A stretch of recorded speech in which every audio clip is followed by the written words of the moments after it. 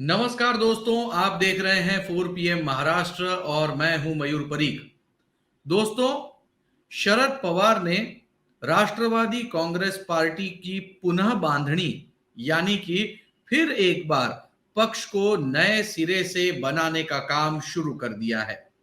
सबसे पहले उन्होंने एक सभा नासिक के पास येवले में ली और इसके बाद वो मुंबई लौट आए। मुंबई में उन्होंने कई सारी मीटिंग्स की और इन मीटिंग्स के बाद अब वो अपने पक्ष को नए सिरे से बनाने का काम भी नासिक से ही कर रहे हैं।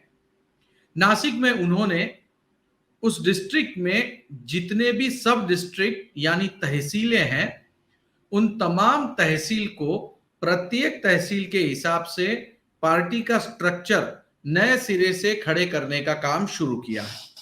ये काम करते समय उन्होंने कितने कार्यकर्ता और कितने नेता अजीत पवार के साथ गए हैं उसकी लिस्ट बनाई है और उस नेता की जगह वैकल्पिक रूप से दूसरा कौन सा नेता भर सकता है, उस नेता को उस पोस्ट पे फिट करने का काम शुरू किया है।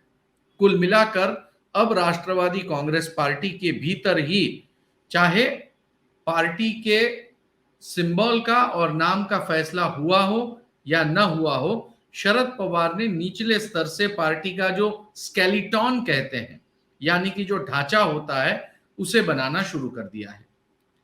बहरहाल ये करते वक्त शरद पवार इनके सामने एक बहुत बड़ा चैलेंज है। शरद पवार खुद मराठा क्षत्रप हैं, मराठाओं के बीच वो अपनी राजनीति करते हैं, लेकिन महाराष्ट्र में मराठाओं की वोट बैंक लगभग 30 से 33% के आसपास है। इसी के साथ ओबीसी की वोट बैंक 35 से 40% के आसपास है। पुरानी एनसीपी यानी कि जब अजीत पवार और शरद पवार दोनों इकट्ठा थे, तब एनसीपी में मराठा और ओबीसी इनका पूरी तरह से संतुलन था। छगन भुजबळ, मुंडे, तटकरे, ये सारे वो नेता हैं, धनंजय मुंडे, सुनील तटकरे, ये सारे वो नेता हैं जो कि ओबीसी समाज से आते हैं और ये काफी रसूखदार और मजबूत नेता माने जाते हैं। ये नेता अब चले गए हैं अजीत पवार के साथ और इसी के साथ ओबीसी की राष्ट्रव्यापी, एक राज्यव्यापी एक बहुत बड़ी वोट बैंक अब कौन कैटर करेगा, ये शरद पवार के लिए बहुत बड़ा सवाल है। शरद पवार के पास 3 बड़े नाम बचे हुए हैं। एक है डॉक्टर अमोल कोल्हे, दूसरा है एकनाथ खड़से जो कि बीजेपी से राष्ट्रवादी कांग्रेस में गए हुए हैं, और तीसरा है अनिल देशमुख। ये 3 बड़े नाम हैं। इसमें से भी अमोल कोल्हे ये लोकसभा के सांसद सदस्य हैं, पहले अजीत पवार के साथ गए थे, अब शरद पवार के साथ हैं। सवाल ये है कि राष्ट्रवादी कांग्रेस पार्टी के मुखिया शरद पवार के पास मराठा कार्ड, इमोशनल कार्ड तो है, लेकिन ओबीसी कार्ड नहीं है। आखिर इन विकल्पों में से ही कोई विकल्प चुनना होगा या नया विकल्प ला सकते हैं, या फिर ओबीसी समाज को लुभाने के लिए आखिर उनके पास क्या रणनीति है। हमारे साथ इस पूरे विषय में बातचीत करने के लिए राजनैतिक विश्लेषक वैभव पुरोहित आज मौजूद हैं। वैभव एक जाने माने एनालिस्ट हैं, राजनीति की आंकड़ों की एक अच्छी समझ रखते हैं। आइए वैभव से हम समझने की कोशिश करते हैं। वैभव, ओबीसी समाज का अगले होने वाले चुनाव पर कितना अधिक प्रभाव है महाराष्ट्र में, और एनसीपी की पुनर्रचना में ये कितना बड़ा रोल जो है वो प्ले कर सकता है? देखिए, मैं आपको बताना चाहता हूँ कि एनसीपी के पास, पहले तो बता दूं, महाराष्ट्र में ओबीसी की लगभग 346 कास्ट है। तो ये 346 कास्ट मिलके एक ओबीसी का चंक होता है, और टोटल वोट, अगर हम वोट शेयर की बात करें तो 35.5% वोट शेयर है। मतलब वोट, मतलब मतदाता है ओबीसी के। इसमें भी धनगर, माली और बंजारी, ये समाज, ये समाज ज्यादा है। और ये समाज जो है, ये कम से कम 40 से 50 विधानसभाओं पर असर रखता है। तो ये और दूसरी बात मैं बता दूं कि छगन भुजबल ओबीसी के एक नेता माने जाते थे, जो पहले शरद पवार के साथ थे और अभी वो चले गए हैं अजित पवार के साथ।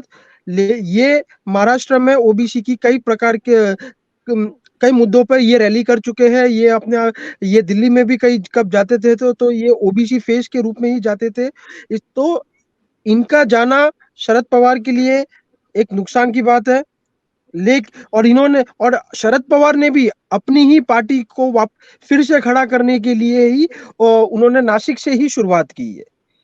अब उनके पास जो बचते हैं नाथाभाऊ, एकनाथ खड़से, अनिल देशमुख और अमोल अमोल। कोले।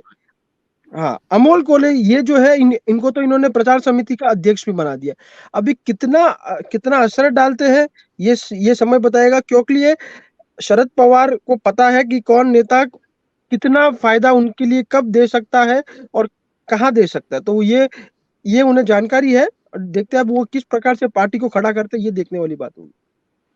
वैभव, मुझे ठीक से याद है कि छगन भुजबल इनको राष्ट्रीय स्तर पर ओबीसी का नेता बनाने के लिए राष्ट्रवादी कांग्रेस पार्टी ने बहुत बड़ा मंच दिया था। मतलब छगन भुजबल दिल्ली में गए थे, रैली की थी, मध्य प्रदेश में रैली की थी, गुजरात में रैली की थी, और उनकी रैली में बहुत बड़ी संख्या में लोग जुटे भी थे और एक आस बंधी थी कि ओबीसी की एक नई वोट बैंक एनसीपी के साथ में जुड़ने जा रही है। खुद छगन भुजबल जो है वो माड़ी समाज के नेता हैं। आपको क्या ऐसा नहीं लगता कि एक तो मराठा वोटों में बहुत बड़ा विभाजन होगा? अजीत पवार नहीं नहीं कहते हुए भी अच्छा खासा चंक तो लेकर ही जाएंगे, उन्होंने कई लंबे समय से काम किया है। शरद पवार खुद वोट लेके जाएंगे। बीजेपी के पास अपने भी कद्दावर मराठा नेता हैं। तो ये 32% में तो अच्छा खासा वोट डिवीजन होना है। लेकिन ओबीसी के बिना, छगन भुजबल के बिना, तटकरे और धनंजय मुंडे के बिना शरद पवार कितने वीक होते हुए आपको दिख रहे हैं? देखिए, उसके लिए हमने पहले समझना पड़ेगा कि एनसीपी को पूरे महाराष्ट्र में वोट परसेंट कितना था। 2019 की अगर हम बात करें तो उनको मात्र 16% उनका वोट शेयर था पूरे महाराष्ट्र में। अब उसको अगर हम कास्ट वाइज जब हम डिवाइड करते हैं तो एक मेजर चंक ऑफ वोट जो उन्हें मिला था वो मराठा था। उसके बाद दूसरे नंबर पर ओबीसी था। तो 8 to 7% जो वोट शेयर था वो मराठा वोट बैंक था। क्योंकि खुद शरद पवार मराठा आते हैं और अजित पवार भी मराठा, तो वो स्वाभाविक है कि उन्हें मिलना है। लेकिन उसके बाद जो वोट बैंक मिला वो है ओबीसी का। तो उसमें इन नेताओं की भूमिकाएं बहुत इंपॉर्टेंट थी। ये एक अपना ये अलग अलग जगहों पे इनका एक प्रभाव था। अब ये प्रभाव के सामने ये जो नए नए नेता, सेकंड रंग के जो नेता, जिन्हें अपन रिप्लेसमेंट कह रहे हैं, शरद पवार खड़ा करेंगे उनके सामने, वे कितने प्रभावी है। हालांकि शरद पवार इस खेल में बड़े एक्सपर्ट है, लेकिन क्या ये वो प्रभाव डाल पाएंगे, ये तो आने वाला विधानसभा चुनाव ही बता पाएगा। लेकिन निश्चित तौर पर अगर ये 16% में से अगर मैं कहता हूँ 5 से 7% का अगर वोट शेयर पे अगर डेंट लगाते हैं अजीत पवार, तो उन्हें ज्यादा नुकसान मेरे ख्याल से ओबीसी वोटों का होगा, ना कि मराठा वोटों का। क्योंकि मराठा वोट में अभी भी मैं मानता हूँ शरद पवार की पकड़ रहेगी और कांग्रेस भी एक मराठा वोट से, क्योंकि वो उनके साथ रहेगी तो मराठा वोट बैंक उनके साथ ले जाएंगे। लेकिन ओबीसी की जब बात करते हैं तो कुछ ना कुछ जरूर डेंट जरूर तय लगना तय है। देखिए, छगन भुजबल नासिक से हैं।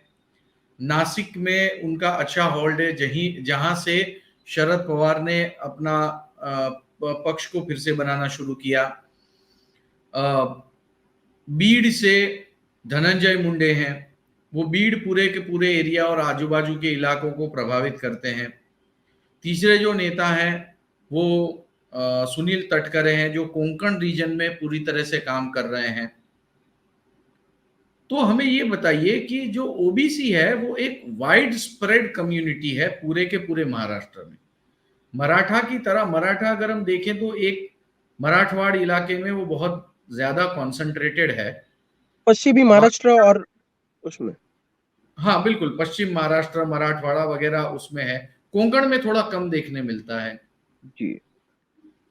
तो हमें ये बताइए कि एनसीपी की जो ओरिजिनल वोट बैंक है, या ओरिजिनल जो उनका पश्चिम महाराष्ट्र और नासिक वगैरह उत्तर महाराष्ट्र, वहां पे ये ओबीसी की वजह से कितना बड़ा डेंट होने की संभावना है?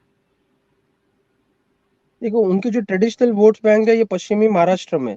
अब पश्चिमी महाराष्ट्र में ज्यादातर मतदाताओं, क्योंकि ज्यादातर समय पहले भी ये एनसीपी और कांग्रेस का एक अलायंस में चुनाव लड़ती थी, तो मराठा वोट बैंक तो इन्हें मिलता ही था पहले से ही। कुछ छगन भुजबल और कुछ नेताओं की वजह से, अमोल गोले, इनकी वजह से, इनके पिछले चुनाव में अगर आप नोटिस करें तो लोग जब मान रहे थे कि एनसीपी वाइप ऑफ हो जाएगी, तो लेकिन उस समय इन लोगों की वजह से एक पार्टी एक रिस्पेक्टेबल पोजीशन पे पहुंची थी, तो वो है 50 प्लस सीट्स पे वो क्रॉस कर गई थी। तो ये वोट वोट शेयर पे जरूर असर डालेंगे। समय कितना, अब इनके पास ये है कि प्रूफ करने के लिए ये है कि ये जो नेता है अमोल कोले, जिन्हें इन्होंने प्रचार समिति का अध्यक्ष बनाया है, ये कितना असर डाल सकते हैं, क्योंकि क्योंकि मेरा मानना है कि जब तक एक मजबूत चेहरा, छगन भुजबल जैसा चेहरा इनके पास नहीं है, तो पश्चिम महाराष्ट्र में तो इन्हें नुकसान मुझे लगता है तय है। हम आपसे ये भी जानना चाहेंगे वैभव, हमने जब पूरे के पूरे कास्ट वाइज हर एक वोट का कैलकुलेशन किया, तो हमने ये पाया कि कहीं ना कहीं ये डेंट करने वाला है। आपको लगता है कि अब और लोकसभा के बीच में लगभग 6 महीने का अंतर है, आप समझ लीजिए कि अप्रैल में नोटिफिकेशन आ जाता है, मार्च में नोटिफिकेशन आएगा, यानी अभी के 6 महीने और जनवरी, मतलब 8-9 महीने जितना वक्त है। शरद पवार इन्होंने सार्वजनिक रूप से कहा था कि 3 महीने में वो पार्टी की पुनः बांधनी शुरू कर देंगे। क्या 4-5 महीने ओबीसी कास्ट को कैटर करने के लिए इनफ है? देखिए, आप किस हिसाब से आप प्ले करते हो वो इम्पोर्टेंट है। शरद पवार उस चीज में मेरे ख्याल से मास्टर है, लेकिन एक वोट बैंक को अपने पास खींचना, अगर आपका कोई बड़ा नेता जाता है तो उसी उसके लिए बड़ा समय लगता है। आपके लिए, आपके पास वो मुद्दे चाहिए कि आप उनको अपने पास ला सको। आप उनको किस प्रकार से आप कनेक्ट कर पाओगे, आप उन्हें ये भरोसा दिलवा पाओगे कि नहीं, अभी तक जो पार्टी है वो मेरे साथ है। लोगों, मैं ही सत्ता में पहुंचा सकता हूँ, आप और आपकी मांगे पूरी करवा सकता हूँ। ये जो कन्विंस करने के लिए शरद पवार को ज्यादा एक्स्ट्रा मेहनत करने की जरूरत पड़ेगी, वो इतनी मेहनत अजित पवार के गुण भी करनी पड़ेगी। लेकिन बैले जो ज्यादा इस चीज में एग्रेसिवली ओबीसी समाज को रीच आउट कर पाएगा, वो अपने आप को आने वाले चुनाव में इसका बेनिफिट ले पाएगा। आपको क्या लगता है कि ये हमारे ये जो पूरी की पूरी वोट बैंक जो है उसको डेंट पहुंचा है? बीजेपी और कांग्रेस, कांग्रेस के पास भी ओबीसी नेता हैं, बीजेपी के पास भी नेता हैं, दोनों राष्ट्रीय पार्टी हैं। तो बाय डिफॉल्ट एडवांटेज इन पार्टियों को जाने के चांसेस हैं? ये अलायंस में चुनाव होंगे निश्चित तौर पर। हाँ, लोकसभा में निश्चित तौर पर ये जो ओबीसी वोट शेयर का ये अब ये बेनिफिट है, कांग्रेस को थोड़ा ज्यादा मिलेगा। एनसीपी का ये बिखराव होने की वजह से, ये इस वजह से ये तो तय है। लेकिन अगर असेंबली लेवल पे बात करें तो ये एक अलायंस के रूप में चुनाव लड़ा जाएगा, जहां पर अजित पवार गुट और शिंदे गुट और बीजेपी एक साथ मिलकर लड़ेंगे। तो ये जो चुनाव है, ये वोट ट्रांसफर होगा। लेकिन कितना बेनिफिट है, सेंट्रल लोगों का वोटिंग पैटर्न भी आजकल चेंज हो रहा है। सेंट्रल में वो एक अलग तरीके से वोट करते हैं, और महाराष्ट्र में अलग तरीके से वोट करते हैं। तो देखना पड़ेगा कि लोग किस प्रकार से, कौन अब उनके लिए ज्यादा बेनिफिशियरी, अगर सेंट्रल में उन्हें लग रहा है कि कि कांग्रेस को वोट देने से उन्हें उन्हें फायदा हो रहा है, तो वो कांग्रेस के साथ जाना उन्हें ज्यादा बेहतर लगेगा। हालांकि मुझे नहीं लग रहा है कांग्रेस के साथ जाएंगे, क्योंकि एक नेशनल अपील जो होती है वो होती है प्रधानमंत्री के चेहरे के ऊपर। और अगर खुद प्रधानमंत्री ओबीसी तबके से आते हैं, तो वो भी लोगों को पता है। तो इस समय बताएगा कि किस तरफ झुकाव होगा, लेकिन थोड़ा बहुत का फायदा अगर लोकसभा में अगर एनसीपी के बिखराव की वजह से वो होगा तो वो कांग्रेस को जरूर होगा। जी बहुत बहुत शुक्रिया वैभव जी। कुल मिलाकर राष्ट्रवादी कांग्रेस पार्टी के कद्दावर नेता यानी कि शरद पवार अब खुद मैदान में हैं। शरद पवार पक्ष तो फिर से बना रहे हैं, लेकिन अभी भी वो चुनौती बरकरार है कि वो ओबीसी समाज को अपनी तरफ लाने के लिए किस नेता पर दांव खेलते हैं। देखना बहुत दिलचस्प होगा, और साथ ही ये देखना भी दिलचस्प होगा कि जो ओबीसी नेता अजीत पवार के साथ शामिल हुए हैं वो अपनी वोट बैंक बचा पाते हैं या नहीं।